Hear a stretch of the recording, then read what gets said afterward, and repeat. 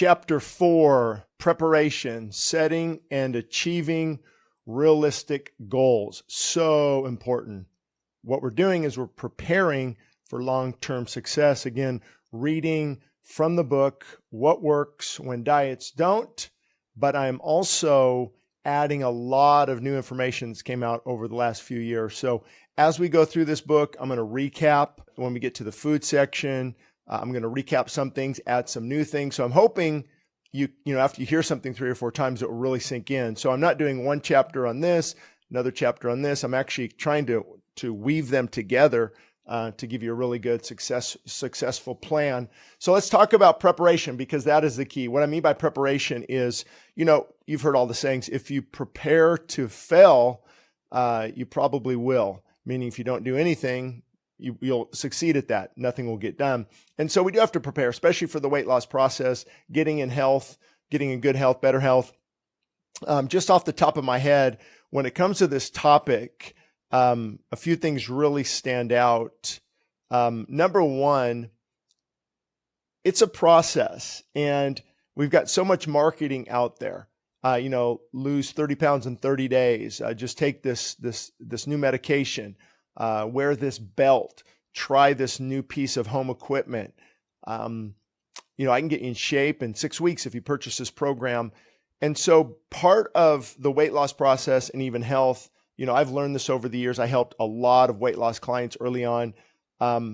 Usually, I'd say most of the time, we set not unrealistic goals, but we set markers or dates on calendars that are just too soon. We would really like this to happen. People start to get ready for summer in May.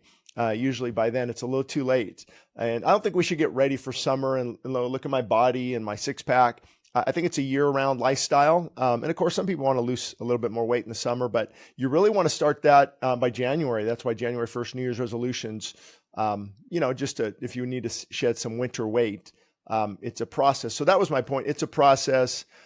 It takes time. I know people start eating healthy and they actually feel worse. The reason they feel worse is they are withdrawing, just like a drug addict.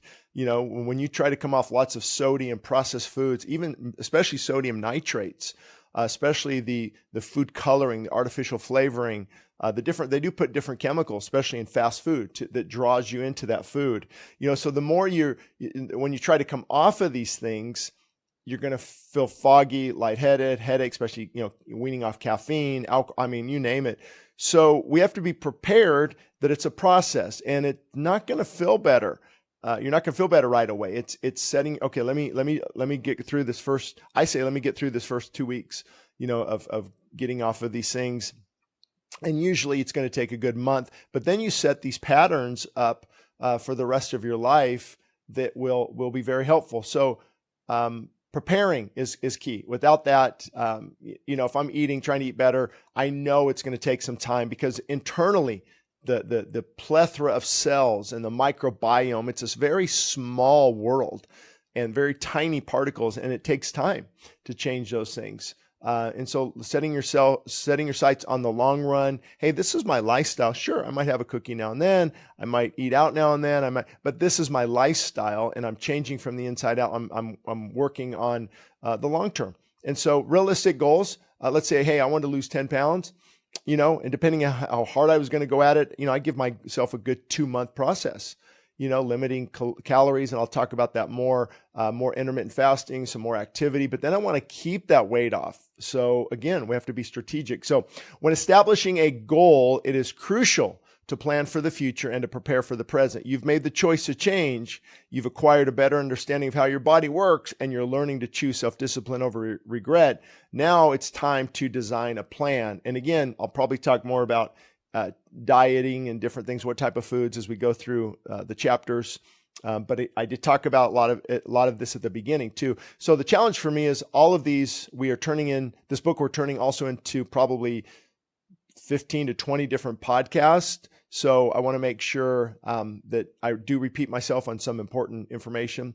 Having a plan is essential, but it's of no importance if you're not prepared. Prepared for what? Prepare for the unseen circumstances, illness, injury and the challenging but rewarding opportunities ahead. In other words, okay, I'm going to do this in 3 months, and then we get hit with, for me, I pulled my hamstring very bad, or let's say you crash on your bike, or you get sick, you're down for 10 days, 2 weeks with the flu, you get back on track. And I will say those actually, they are setbacks, but I also look at them as stepping stones and opportunities. And what I mean by that is, okay, let's say I'm feeling down with the cold or flu, whatever. This is not the time to pig out on ice cream and junk food. It's actually the time to fast. So, if you're feeling that way, this is the time I would consider some water fasting, or maybe some minimal nutrients, definitely some electrolytes.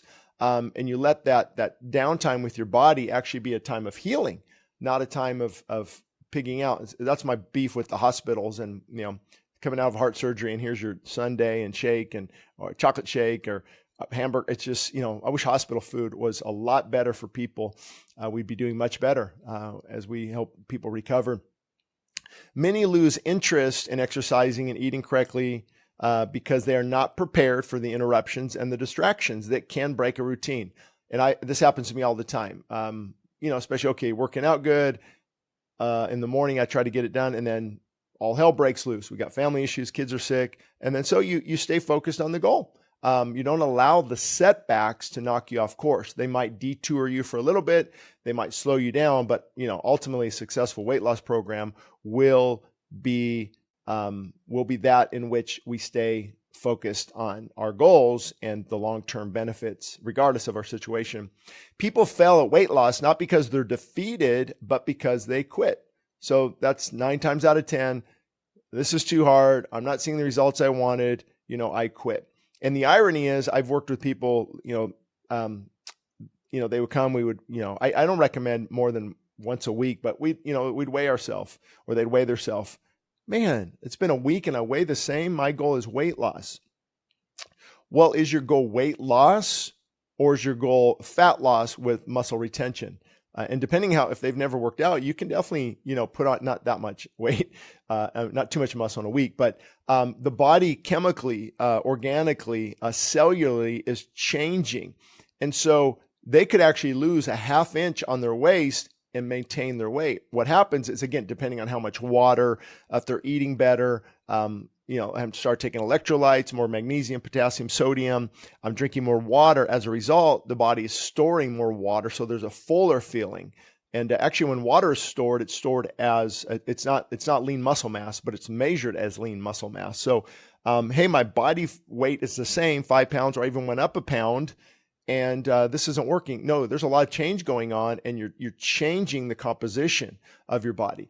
Now, ultimately, if weight loss is the goal, then, that would be something considered too. Maybe, again, like I talked about, maybe a 500 calorie, 600 calorie diet for a while, high protein, God-given food, and just a kind of a fasting mimicking mode. And there's so many different variables. It really depends on your own personal goals. And I take things to the Lord in prayer. Lord, show me, and maybe God will bring a book into your life, or a person, or this podcast, and it'll really confirm what he's already doing in your heart. So that's why a lot of people get discouraged. They don't see the results. And my flabby arm, it comes back here, mainly on women. Hey, this isn't improving as quickly as I thought. And so it takes time. And a lot of times if there's loose skin, that's a whole different issue. And, we also have to have our sights set on realistic. We're not going to look like our favorite celebrity. And our goal shouldn't be that. So let me give you a case in point. Lisa was discouraged. I think I remember this situation years ago. She was a 38-year-old mother of 2. She wanted to lose 20 pounds in 3 months. She had a plan: work out 6 times a week, 1 hour each time, and consume 1,400 healthy calories a day. Theoretically, this could work, but life happens. So again, I want to interject. A lot of times, as I will begin quoting a little bit, Benjamin Bickman, Dr. Bickman, as this book goes on, he talks a lot about, it's hormones, not necessarily calories, because hormones like insulin control, insulin, glucagon, they control how the food is processed, energy stored, energy burned. That's how Ozempic plays a role as well in that. And so I'm kind of divided, because I know that if a person, we consume too many calories, regardless of if we're insulin. See, you have insulin resistance, so you're resistant. It's not real good, and you have insulin sensitivity. So I'm real sensitive to insulin, which is better. Obviously that's going to play a huge role. But if we take in more energy, then it is stored regardless of level of. I don't think insulin can burn 5,000 calories if we only need 3, as an example. But anyway, that's a good plan. And also remember, working out. I was like 50-50 and then 60-40 on working out and diet. Now I'm more like 80-20. I think diet and nutrition is 80% of your goal, and working out will be 20%. And there are studies, and I explained this earlier on in the book, that I would see people, I'm talking thousands of people, week in and week out, month in and month out at the gym, never changed ever. They were working out 6 days a week, hard, never changes because their diet did not change. And that really is the key. So let's go back to Lisa. She had a plan, but life happens. Within the first 3 weeks, one child became ill and her car needed repairs. Frustrated and off course, she consumed more than her body needed and binged and wasn't able to exercise and kind of fell back into what a lot of us do. Forget it. It's not worth it. Actually, it is. You can still move forward. Even with this type of thing going on in your life. As a result, she only lost 2 pounds within the first month instead of her goal of 6 or 7. The second month brought even more challenges. The babysitter canceled twice, and Lisa had to attend functions, work longer hours, so many different things. And she lost 2 additional pounds instead of the 6 that she had hoped for again that month. And she didn't even make it to the 3rd month. Discouraged, she quit. Boy, isn't that true? She was not prepared for the unseen circumstances. So to me, I look at these things not as setbacks, but as stepping stones. Okay. For example, let's say I have to, workload, or I've got to make a lot of calls or whatever, even with the, what they call Bluetooth earbuds, there's some radiation concerns. So maybe your phone on speaker, but I'll do some calls and I'll walk for an hour. And I just burned, 300-400 calories. I feel great. I'm walking. So you have to be strategic in this. Again, it has to be a lifestyle. So she quit, and she didn't realize a simple readjustment in her goal and attitude would have brought success. But we often look for excuses to continue in our harmful down the road of a harmful lifestyle rather than a way out. So excuses must end. By gradually losing weight, Lisa could have still reached her goal. Remember, she had already lost 4 or 5 pounds and probably adjusted her muscle mass index and things like that in a positive light. In allowing more time, she would have encouraged the development of new enduring patterns. Being prepared and setting realistic goals would have probably meant Lisa's success and not her failure. Again, I'm not a fan of always monitoring calories because it can become a form of dieting, and it's not always about calories. Some people eat too little. And if they get stuck on that mode, their metabolic rate slows down, the nutrient deficiencies are pretty evident. But we've got to have a balanced approach. And that's why some days, if let's say my goal is 1,800 to 2,400 calories if I'm losing, or 2,200 if I'm losing weight, it's my goal. Sometimes I'll end up eating 3,500 on a day. If I have early morning breakfast, 800 calories, good calories, but then later in the day and we're busy, and that's okay. I get back on track. It's kind of good to keep your body guessing, hormonal adjustments. It's not used to a set pattern because it will set the pattern if you get in a set pattern, and then you got to try to break out that set point, and that becomes difficult too. So I know a lot of this is confusing. Where do I start? Again, moderation, God-given food in moderation, move more, take it to prayer and fasting, and I think really you can see huge results. And we know what to do. Hey, for me, I should not be eating after 5. I don't need that extra serving. I don't need to stop and get a big chocolate bar. And I justify it by, hey, it's organic cacao.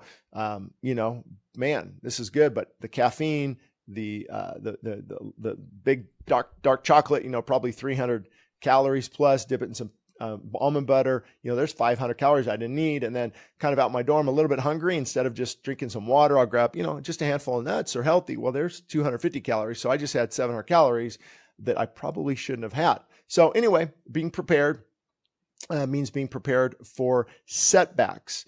In Lisa's case, she could have still eaten very clean and incorporated intermittent fasting, which would have given her energy and weight loss and a good positive attitude for her forward momentum. And that is so important, because forward momentum, even if it's a little, like if I wake up and say, yeah, I did pretty good yesterday, and I feel good, I want to keep going. I want to keep, doing that, versus if we blow it at night, some of you, if you drink or this or and you get up and just like forget it, and then you just get stuck in a pattern of defeat, and you can't break out of that. It just takes a little bit of time. Again, the best preparation is to decide that you'll move forward regardless of your situation. Be prepared for a slow but steady pace. Weight loss is a gradual process. Boy, if I could, I even have a hard time remembering that. And I know that, I know it's because if you understand at the cellular level, even a decrease of 500 calories, and if all those 500 calories are fat is being burned, the body, sometimes it burns, I'm sure, some protein through gluconeogenesis. It might obviously suck up your carbohydrates, your glucose stored in your muscle and liver, and then maybe it'll get some fat if it needs it, unless you're in a ketogenic state. But, 500 calories, let's say, of just fat per day, you're only burning a pound of fat a week, which is really good. But if I lost a pound of fat, I probably couldn't even tell. It's a process. It takes time. And many give up simply because they are not prepared for the time it takes to lose weight. If you have a financial setback and can't afford healthy food, you can still eat God-given food God's way. This is so important. So let me just talk about this Lisa case in point for a minute, because she could have just readjusted everything and got back on track the next day. And hopefully she did. Haven't talked to her in a long time, but I'm hoping she did, because you can prepare yourself not only physically, but mentally as well. I'm hoping I'll talk about this, but another part about preparation is, if you have your food already prepared, like right now, I've got some brown rice or some black beans, organic, already mixed with some ground turkey for the next couple of days. And then you have pre-made salads, and you have maybe some organic yogurt that you can mix with some Manuka honey and some fruit and so you have everything's kind of already ready. It's to me, fast food is not fast. If you already take some time, you get set, you're already, it's not difficult. It's like, oh man, that must be hard. You got to do this, you got to do this. To me, it flows very nicely with my lifestyle, but you do have to prepare mentally as well. For example, it may take 4, 6, 8, 12 or more months to lose, 40, 60 or 100 pounds or more, depending again on food choices, activity level, so many different things. So set a goal to lose 3 to 5 pounds the first month and focus on nothing but reaching that goal. Again, seeking God first, putting things in perspective, make sure you have the right priorities. You also don't want to let your new endeavor affect your family too much. I've learned the lesson the hard way. If you're always fasting, always eating healthy, always nitpicking, that's hard for me. Even right now, we've got some unhealthy cereal in the house and I don't say anything, or some crackers and chips, with some seed oils and things. It's like, they know where I stand and I just don't say much. But I think my lifestyle is also affected, at least right now, a couple of my kids for the better. So focus on reaching your goal and then adjust it. Okay, next month I'm going to adjust it. Spend some time with God in prayer. I really need to fast. There's a lot of things you can do. You break the large goal, what I do, into small goals. So I don't focus on, even now, I don't know when you'll be listening to this. I don't know. This is June 2024, and I went from around 220 pounds earlier in the year to now like 205, 206, 207. Again, I don't weigh myself too much, but to be really operating, when I felt my best is at my high school weight, 195, 6'2", 195. So that's going to be another 12 pounds. And I think it's my goal. And not only weight loss, look better. I think I actually look better, a little heavier. I guess my wife prefer, built and not overly overweight, but just, heavier, kind of goes with my calling as preaching and things. But longevity, feeling better, the more weight I lose, I tend to just feel better. Because you think about, I think it's 1 mile of blood vessels are created for a pound of body weight. Even the impact on your joints, lower back, inflammation. And so my goal is to still keep going, but it's not easy because my body has hit a set point, and I'll talk about that later. Set point is when your body says, we're set, don't try to mess with me. And that's when you either have to manipulate diet somehow or increase the intensity or length of your activity. And we'll talk about that later. But don't cut corners. Don't compromise your health. Don't use stimulants and weird diets. Even if you maintain your weight for a week or two or a month, don't get frustrated. You're going in a good direction. We've got to get away from this microwave form of weight loss that just push a couple buttons, take a couple pills. Even peptides are huge right now. People are wanting to get on peptides. I've talked about Ozempic. I think is one form of a peptide. It's glucagon-like peptide. I think it's called GLP-1 and 5-amino-1-MQ to BPC 157, tesamorelin, ipamorelin, and some of those things, and we just get so focused on that. But I'm telling you, longevity and living longer, these things might have long-term effects if you don't get these lifestyle changes in now. And we're looking for that quick. And I'm not saying, there might be a time for certain things, certain peptides. And maybe you need some testosterone replacement therapy to get you going, or women hormone replacement therapy. But you want to make sure you check the box for other things too. For example, I can get somebody's testosterone level up pretty easily before they want to go into therapy. Because remember, once you start that, usually you don't stop. You're on synthetic testosterone, usually Cypionate, 100 milligrams a week for a while, for the rest of your life. Just by losing body weight, eating better, even some protein, some meat increases testosterone, getting them off alcohol, getting them off other things, getting off of maybe weaning off some medication if they can as they lose weight, getting them to exercise and move more and not watching junk at night all the time, get them in the Word and so this whole testosterone is a very interesting hormone because it's affected by a lot of different things. So if you can put those things on your side, and I think that's better. I think that's better than synthetic because you're doing it the natural right way. A friend of mine, he's pretty much completely whole plant-based, lost, good amount of weight. He actually, his testosterone was like 1,000 and he's 65, 1,000. That's higher than mine. But you also have to look at free testosterone, the availability of testosterone in the blood. I think his was still up there pretty good. And so, it can be done. Again, let's get back on track here. For my weight loss goal, in the past and even now, I will take my time, exercise moderately, ate correctly, maybe 90% of the time, probably right now. But I'll enjoy some food with friends. So to me, I don't feel restrained at all. People think, in your prison or feel restrained. No, it doesn't, sometimes we'll go to El Coronado or Coronado down in San Diego. Me and my wife like to do that maybe once a year. And there's some street taco. There's a place that serves the best street tacos I've ever had. I'll do that and won't feel bad, but we're usually on a walk and other places, that just, you just live life. I just feel better. I feel better. My skin's better. I don't look my age. And even though I feel my body falling apart, there's a reward. And so I'm excited. I turned down to the Doritos and it said, grab some, a few chips made with avocado oil and some berries and a little bit of protein. And I just feel better. And so to me, it's not hard. It actually is easy and it feels better once you set that pattern, but it does take some time. So, eventually, like many of you, I reached my weight loss goal. But then I did gain some, I'm talking now, this is probably 20 some years ago, and then I gained some back, and then I lost some more, so I've been on that diet yo-yo effect, and it is challenging. So the extent of time it takes to reach your goal is going to help you develop a deeply ingrained habits that will help you stay focused on the goals. Ironically, when we choose God-given healthy food, not processed, boxed, or ultra. When I say processed food, I really mean ultra processed food, because even Ezekiel bread is processed food. Even some things that are pretty healthy, have been processed because, you process it. Even I think, in the Bible, they would take the wheat and the chaff and they take the wheat and they grind it and they would mix it with the flour and whatever they did to make the bread. And so they were processing it, but it's the highly processed foods, it's in a box that has zero. I have couscous in a box. So, you just use wisdom. So when we choose God-given healthy food in moderation, the body is more apt to lose weight. For example, if you're eating sugar throughout the day, guess what your body will crave? Sugar, and it'll raise your insulin, and insulin loves to store fat.